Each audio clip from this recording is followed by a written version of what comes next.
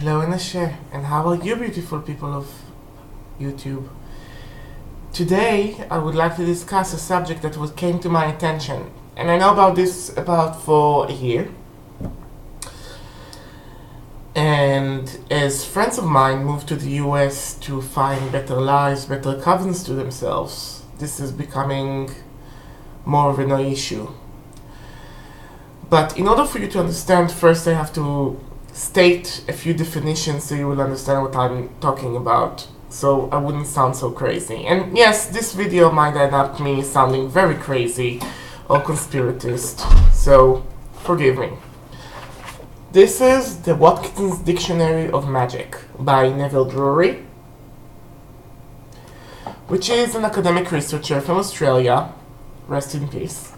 And he defined in a little definition here something that all witches and witchcraft are practicing, which is an egregor.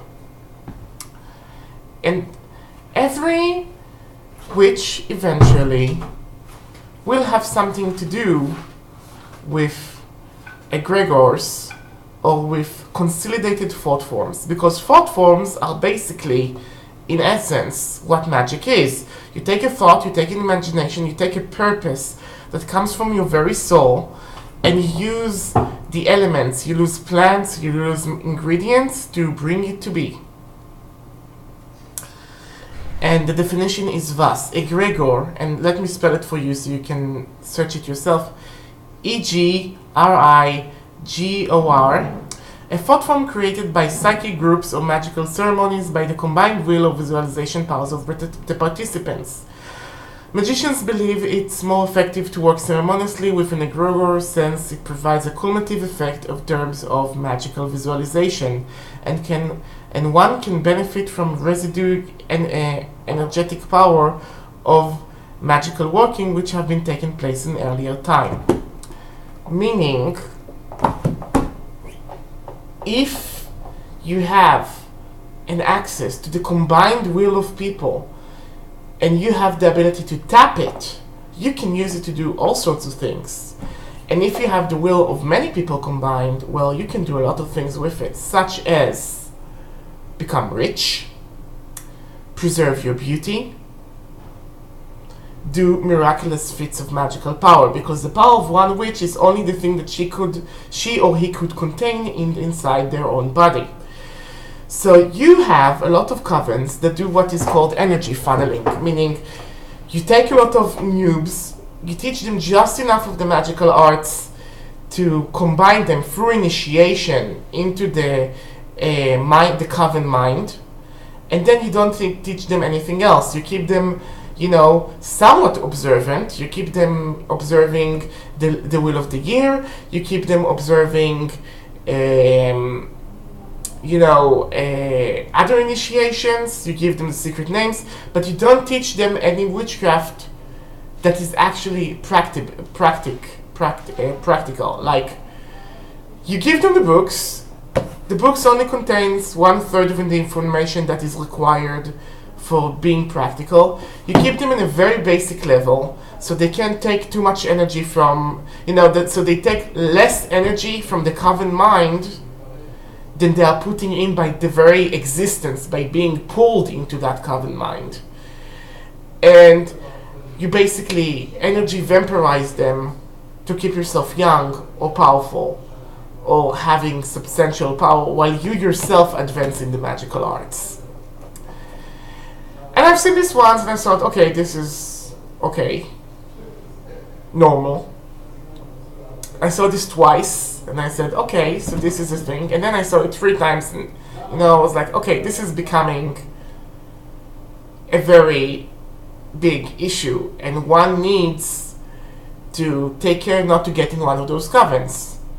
So before you're getting into said coven, like you're probably asking yourself now, some of you are basically saying, oh shit, Arden is describing to us something that we are already in. Well, if you are in it, leave,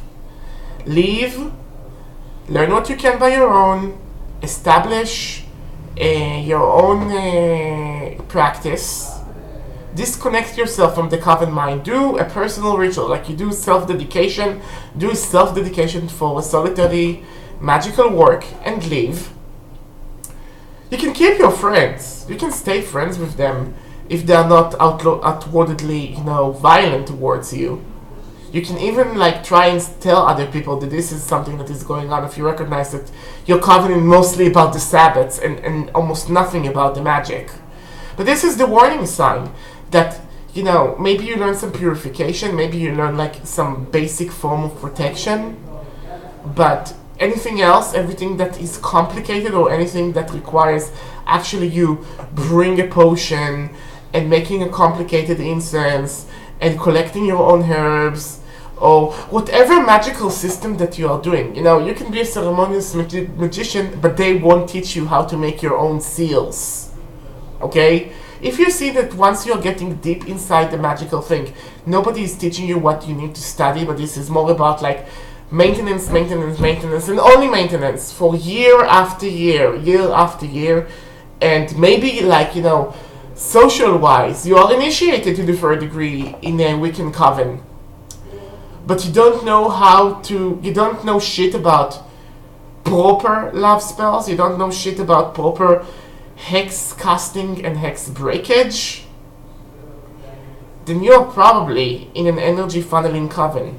And those energy funneling Coven eventually would go and join into a big temple, and usually that temple would feed their high priestess. It wouldn't do much about the Coven besides enjoying its benefit and keeping herself young and beautiful in this regard. So be very careful. Learn a divination tool that is completely yours, that is not part of the Coven's. Don't be lazy about you teaching the magical arts for yourself, because you don't need your youth, your energy, and your power sucked just because one person wants to take that energy and do it for themselves. So be very careful. Okay. Goodbye and ashe, and please be safe.